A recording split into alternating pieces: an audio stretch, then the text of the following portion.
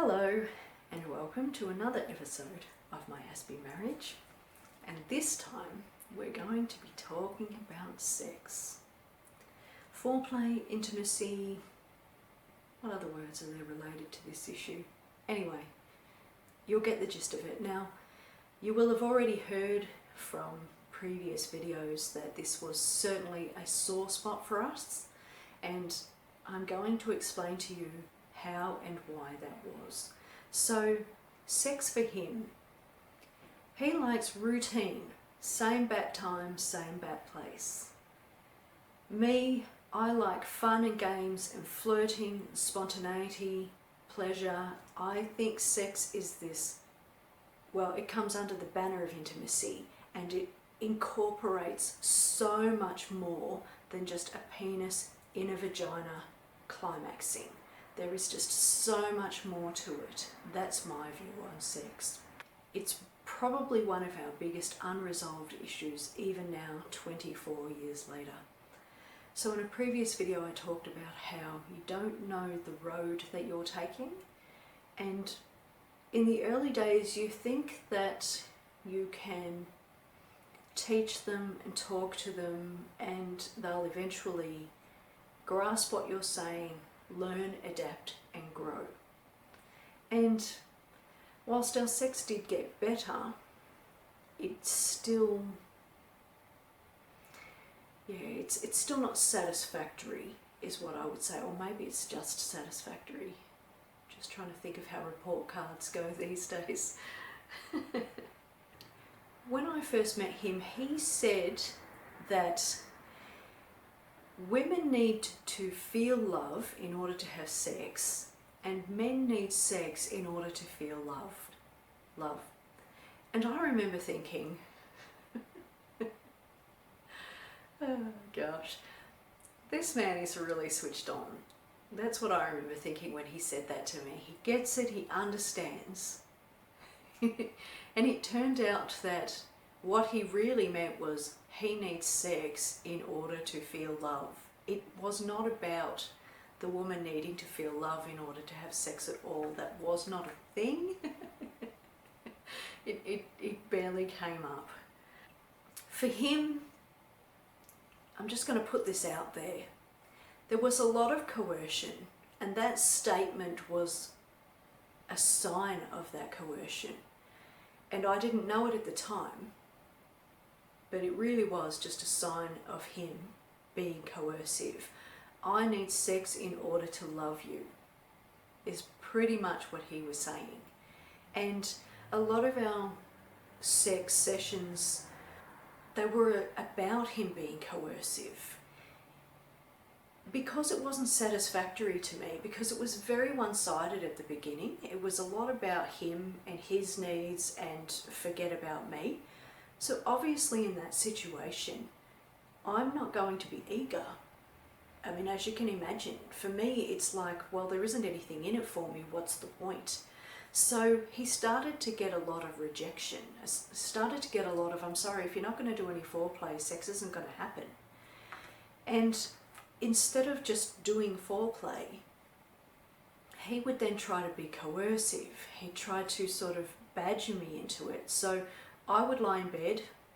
I'm not meaning to throw him under the bus as I say this. I just want you to understand how sex and being on the spectrum work. In saying that, it won't be the same for everybody, I'm sure, but in the case of me and him, this is exactly what was going on. So, what was I saying? Coercion. So we would lie in bed and he would put the moves on, and it would be just kind of grabbing and groping and kissing, or even sometimes just kissing and then wanting to take it to the next level. And I'd be like, whoa, hang on, nothing's happened in between time to make me feel excited, aroused, anything. I mean, you've ignored me all day by watching television, sports even, which just puts me in a bad mood. And now you're coming to bed and you're kissing me and hoping for more, but there's no compliments, there's no affection, there's just nothing. There's just him rolling over and trying to kiss me. And I'm saying to him, this isn't working for me. I need more than this. And instead of then giving more than that, he would get angry because it was hard for him to think, what more does she want? What is the more that she wants? And so then he'd be frustrated because he'd know that I want more, but he doesn't know what that more looks like or anything. And so then he'd just try to badger me into it. So he'd call me things like, you're a tease, you're a cock tease, if we're not going to have sex, why are we even together? Stuff like this. And I would still sort of stand my ground because calling me names actually just makes it worse. Who knew? And so then he'd get frustrated and then he'd stop talking to me, roll over, turn his back to me. The next day he'd barely be talking to me. And that is a form of coercion. That's him saying, if you're not going to give me sex, fold the arms, I'm going to be pissed off with you. And that's just not okay. And that was sort of how it was going for us. About 6 to 8 months into our relationship where I'd moved in with him, I said to him, have you heard of foreplay? And he got really indignant, probably embarrassed, and he goes, of course I have. Everybody's heard of foreplay. And starts storming off down the hallway. And so I follow him and I say, well, if you've heard of it and you know what it is, why aren't you doing it? And he got really angry. And when I say really angry, it was just a sentence or two, but it was said with such anger that it stopped me. I just went, whoa, whoa, calm your farm. And then after he was angry, he stopped talking and just refused to talk to me because I'd raised this issue. And so then the conversation was left for 3 days. This is how we roll, this is how our conflicts go. And then I started talking to him while he was in the kitchen, if I recall. And he goes, oh, you're talking to me now. And I was like, you're the one who stopped talking to me. And he said, I stopped talking to you because you were angry. And then of course we're in an argument, or a disagreement per se, because we weren't actually arguing. And I said to him, I wasn't angry with you. All I did was raise the topic that you got angry about and then shut down. And then he says something like, well, we're talking now or something. And I said, okay, then let's talk about foreplay. And again, he explodes and it repeated itself. And this is how it went. Fun and games. I tried creating all manner of different fun games and positions and all these different kinds of things to get it to be more fun and more spiced up, more connection, more anything. So for example, I have this game that I call Do Unto Others As They Do To You. And with regards to our sex life, that is, we'll kind of sit on a bed or stand or wherever, and I'll do something to him. And it might be something really simple like I'll kiss his neck. And then he has to then kiss my neck. And then he has to think of something to do to me, which might be just kissing me on the lips. And then I then kiss him on the lips. And then the next thing we might do is maybe I'll lie him down on the bed and give him a back rub. And then he will then reciprocate. And that's how the game goes. And it progressively builds until in the end you're in the throes of the moment and everything's wonderful and hunky-dory. Now, what happens in that situation is because the build-up is so intense and big and enjoyable, to be just putting it out there, the sex itself, when it eventually happens, is really fun, really grandiose, really just cool. Very, very good sex. And then he would never want to do it again.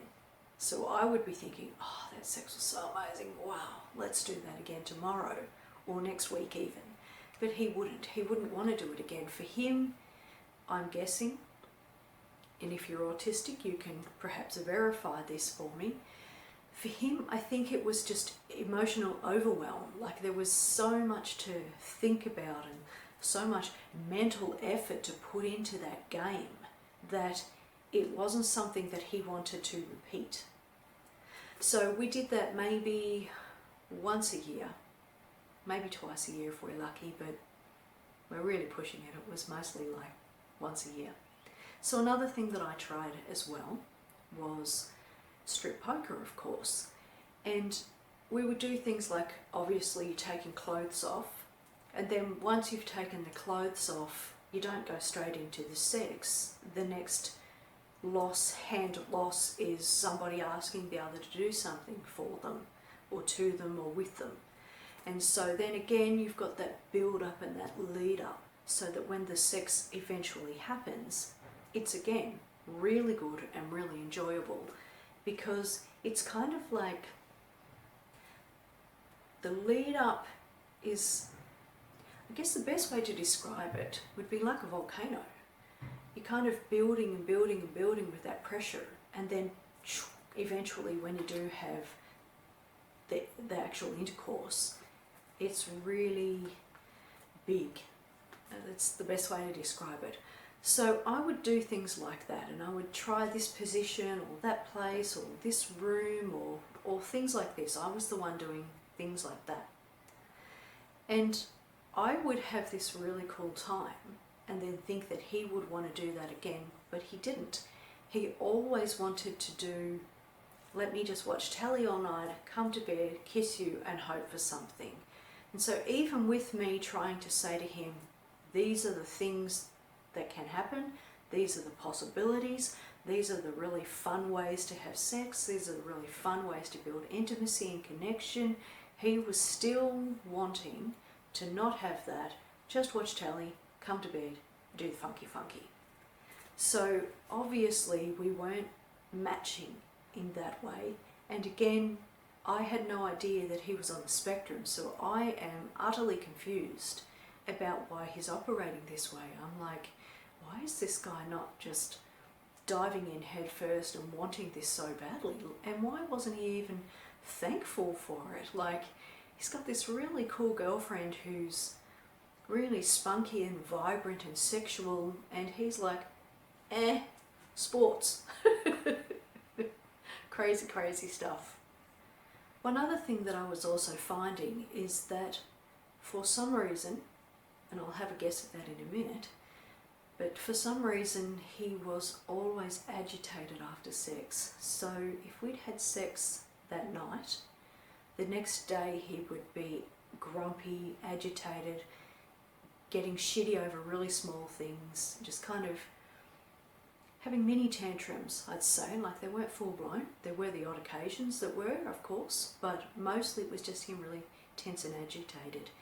If we had sex in the morning or the afternoon, he would be agitated within a half an hour or so of doing the deed.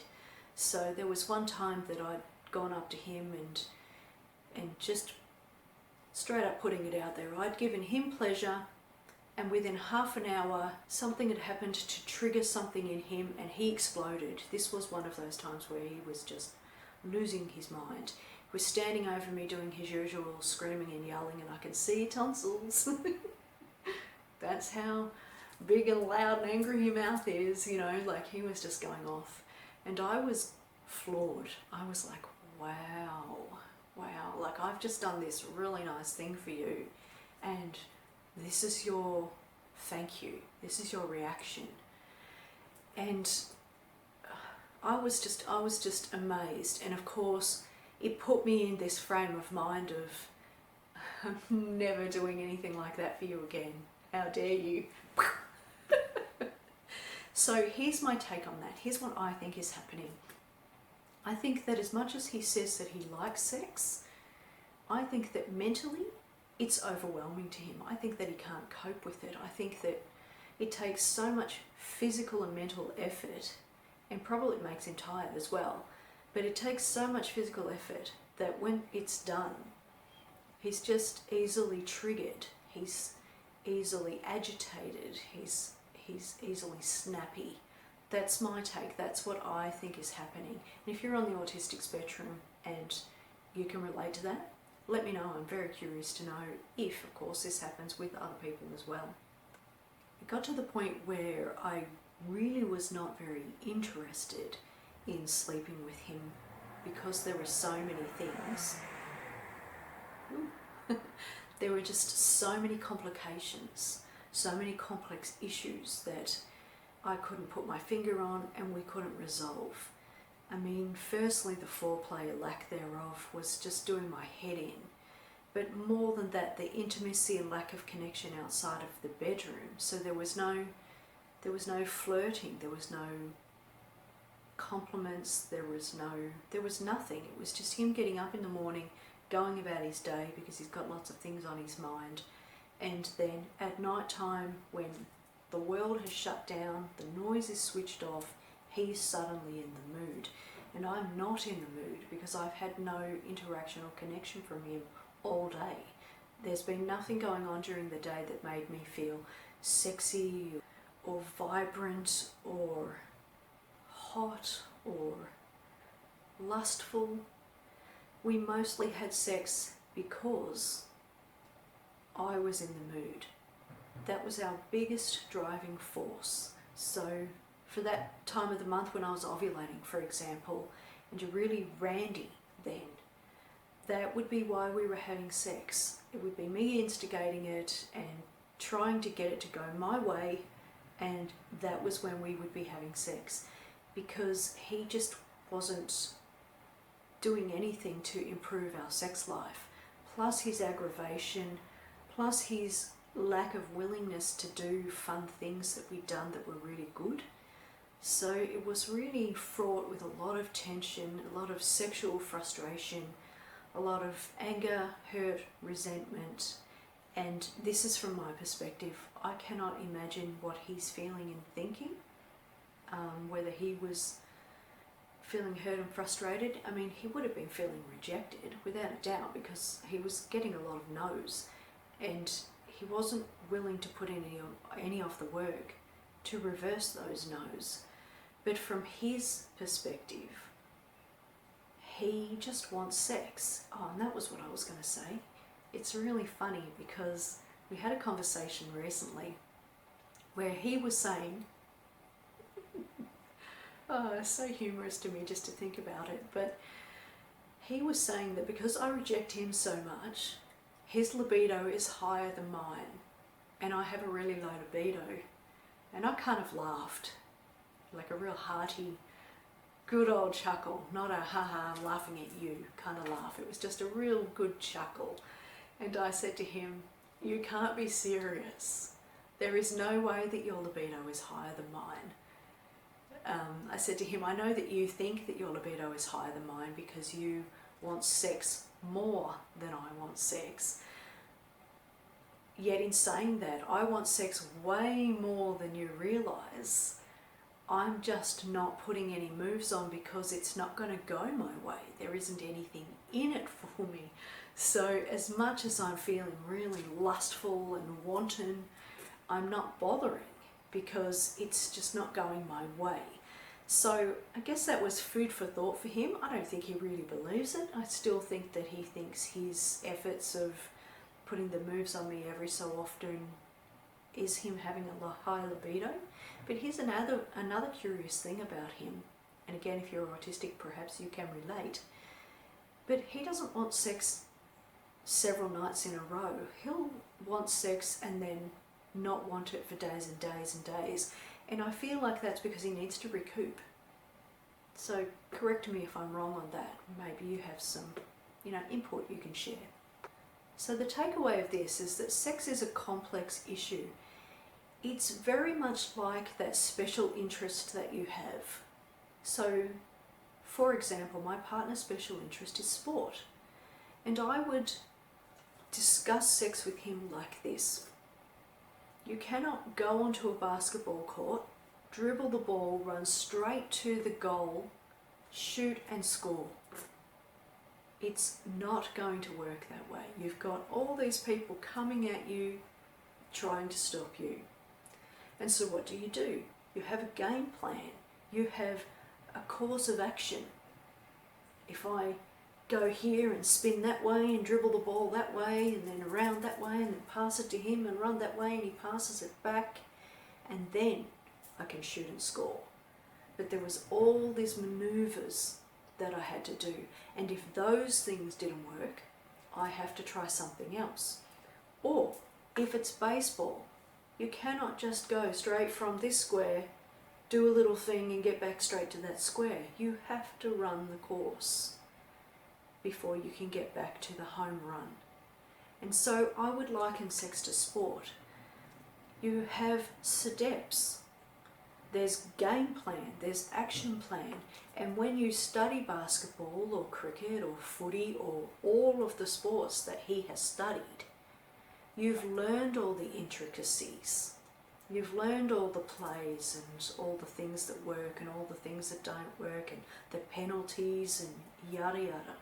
And I said to him, sex is the same thing. You have to learn the game plan. You have to learn the actions. You have to learn the penalties. Definitely got to learn the penalties. They're big. And you can't just run in and score. No game works that way, and sex is exactly the same. So to me, I think that's an excellent analogy. It hasn't necessarily changed anything for him, but I put it out there for him to have a bit of a think about. The bottom line there is, if you want sex, you have to put in the effort. It's really just that simple. And we have had a conversation about porn. I know that a number of people do use porn as sexual aid. I don't know how. I don't know how it aids in any sex life, but hey, I am slightly biased. For me, porn is this. Porn is some other saying that this is my fantasy, and then my man is meant to watch that and go, oh, okay, I'll try this on my wife. No. No. I don't want you to do that man's fantasy. That man's fantasy, I can guarantee you, is not my fantasy. In order to know your partner's fantasies, you have to talk with them. You have to sit them down and say, what are your likes and what are your dislikes? And on that note, that is probably one of the things that we don't talk about. So I've talked about how communication is lacking in the relationship, and this is exactly what I mean. Because you might think, so what if you don't talk? Who cares? What difference does it make? You know? You can just sit quietly together and just get along. It doesn't work that way. You have to converse, you have to have conversations, and this is exactly why.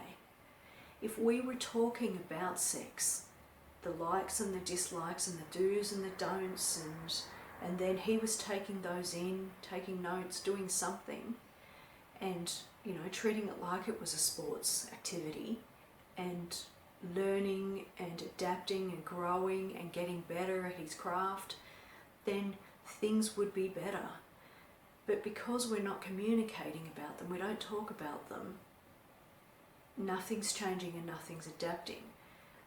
In saying that, another frustrating part about being married to an Aspie is his memory is terrible, which is kind of ironic because I can say to him, who won the US basketball 4 years ago, and he will probably tell me the answer. He probably knows exactly which team won. He probably even knows how much by. And yet I can't get him to remember that I like this during sex and I don't like that. It's super, super, super frustrating. I have heard around that Aspies like to have a routine, and this is the same for sex. They sort of have this thing where they'll try something. If it works, they'll just stick to it. I have heard that that's how they work. Perhaps if you're on the autistic spectrum, you can tell me yay or nay. And if you're an NT partner of an ND individual, you can tell me yay or nay. Has it been this way for you? Has it been a situation where you've tried different things, you've tried communicating, you've tried setting examples and relating it to their special interests, or did you just give up early on? I do know a number of people who are in relationships with Aspies who have given up on the sex. I also know of Aspies who are asexual and not really interested in sex. So I have a partner that's somewhere in between. If you've got some sort of sexual spectrum where this is people who just don't want it at all, not interested, don't care if it never happens again. In fact, they'd love it to never happen again. And then there's this people here who are, I don't know, maybe sex addicts. Got to have it all the time, bring it now, give it to me. And I'm maybe somewhere over in this region. Hubby thinks he's somewhere in this region, but I think he's somewhere in this region. I think that if you're an individual who can go all day without thinking of sex and then come to bed at night time and put the moves on, you're not up in this area. No matter how many times you put the moves on at night time, you're not up in this area. Whereas me, I'm thinking about it all the time. I'm thinking about all of the wild and wonderful things that can be created and can happen from the event. So there is that spectrum, and I'm not sure in amongst there how many Aspies are over at this end or over at that end. I'm not an expert on this, I would have no idea. I'd be really interested to know from your perspective, where does your Aspie fit on this, and can you relate to any of what I've been talking about in this video? Please leave a comment below. I love to hear from you, and thank you very much for taking the time to watch my video.